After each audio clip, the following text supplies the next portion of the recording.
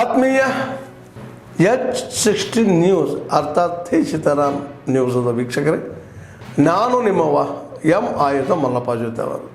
ತಾವು ಈಗ ಸುದ್ದಿಗಳ ಲೋಕಕ್ಕೆ ಎಂಟ್ರಿ ಹೊಡಿತಾ ಇದ್ದೀರಿ.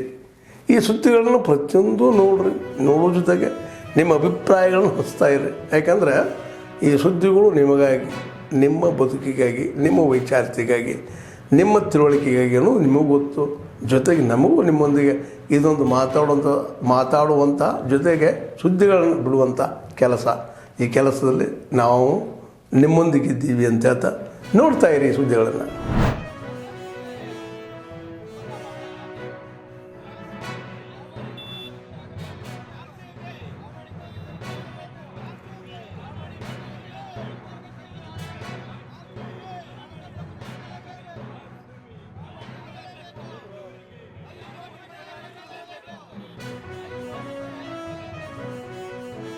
ಯಾವುದಕ್ಕೆ?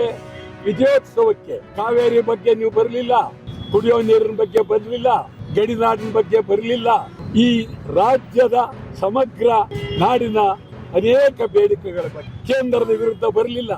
ಅಹಮದಾಬಾದ್ ವಿಮಾನ ದುರಂತ ಇದು ಬಹಳ ಗಂಭೀರವಾಗಿ ದೇಶ ಚಿಂತನೆ ಮಾಡಬೇಕಾಗಿದೆ.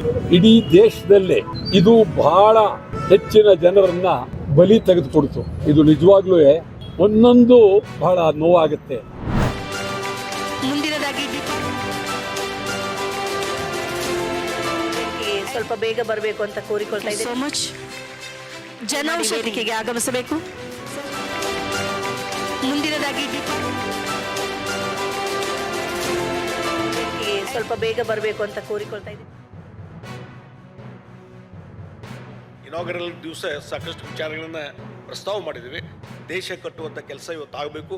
ಅದರಲ್ಲಿ ನಮ್ಮ ಯುವಕರಿಂದ, ವಿದ್ಯಾರ್ಥಿಗಳಿಂದ ದೇಶ ಕಟ್ಟುವಂಥ ಕೆಲಸ ಇವತ್ತು ಇಡೀ ಜಗತ್ತಿನಲ್ಲಿ ಭಾರತ ದೇಶ ಭಾಳ ದೊಡ್ಡ ಪ್ರಮಾಣದಲ್ಲಿ ಬೆಳವಣಿಗೆ ಆಗ್ತಾ ಇದೆ.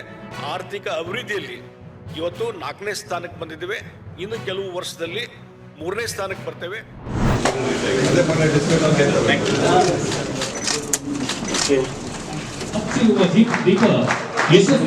ವಿಶೇಷ ಕಾರ್ಯಕ್ರಮದ ಉದ್ಘಾಟನಾ ಸನ್ಮಾನ್ಯ ಸಚಿವರು ದಕ್ಷಿಣ ಕನ್ನಡ ಜಿಲ್ಲೆಯ ವೈವಿಧ್ಯತೆಯಲ್ಲಿ ಸೌಹಾರ್ದತೆಯನ್ನು ಪರವಾಗಿ ಆತ್ಮೀಯವಾಗಿ ಸ್ವಾಗತ. ಶೋಷಿತರ ಧ್ವನಿಯಾಗುತ್ತಾ ಸಮಾಜದ ಸರ್ವ ವರ್ಗದವರು ಕೆಲಸವನ್ನ ಈ ಒಂದು ಸ್ಪೆಷಲ್ ಫೋರ್ಸ್ಗೆ ನಾವು ಕೊಡ್ತಾ ಇದ್ದೇವೆ. ಅವ್ರ ಕೆಲಸ ಬೇರೆ ಏನೂ ಇಲ್ಲ.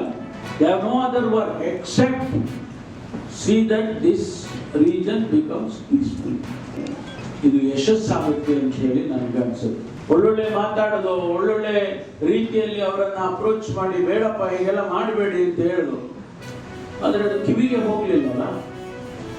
ಆ ಕಾರಣಕ್ಕಾಗಿ ಇವತ್ತು ಸ್ವಲ್ಪ ಫೋರ್ಸ್ ಅನ್ನು ಕೂಡ ಯೂಸ್ ಮಾಡಬೇಕಾಗ್ತದೆ ಅನ್ನೋ ದೃಷ್ಟಿಯಿಂದ ಇದನ್ನ ನಾವು ರಾಜ್ಯ ಸರ್ಕಾರ, ಇವತ್ತು ಮಾನ್ಯ ಮುಖ್ಯಮಂತ್ರಿಗಳು ಇದಕ್ಕೆ ಆಶೀರ್ವಾದ ಮಾಡಿದ್ದಾರೆ. ಒಟ್ಟಾರೆ ಈ ಭಾಗದಲ್ಲಿ ಶಾಂತಿ ನೆಲೆಸಬೇಕು ಅಂತ ಹೇಳಿ ಸರ್ಕಾರ ತೀರ್ಮಾನ ಮಾಡಿದೆ. ನಾನು ಒಂದೇ ಈ ಭಾಗದ ಜನಗಳಿಗೆ, ಜನಸಮುದಾಯಕ್ಕೆ ಪ್ರಾರ್ಥನೆ ಮಾಡೋದಿಷ್ಟೇ, ಇವರಿಗೆ ನೀವು ಕೆಲಸ ಕೊಡಬೇಕು.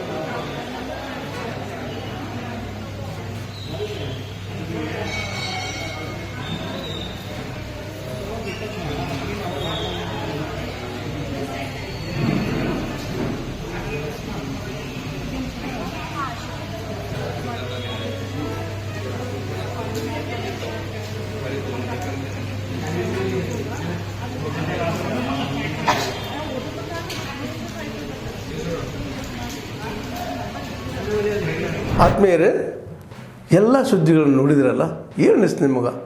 ಇದರಲ್ಲೇ ನಿಮ್ಗೆ ಲೈಕ್ ಆಗಿರ್ಬೋದು, ಡಿಸ್ಲೈಕು ಆಗಿರ್ಬೋದು, ಕಾಮೆಂಟ್ ಬೇಡಪ್ಪ ಅಂತೂ ಅನಿಸಿರ್ಬೋದು, ಕಾಮೆಂಟ್ ಮಾಡಬೇಕಪ್ಪ ಅನಿಸಿರ್ಬೋದು, ಶೇರ್ ಮಾಡಬಾರ್ದಪ್ಪ ಅನಿಸಿರ್ಬೋದು, ಅಥವಾ ಮಾಡಬೇಕು ಅನಿಸಿರ್ಬೋದು.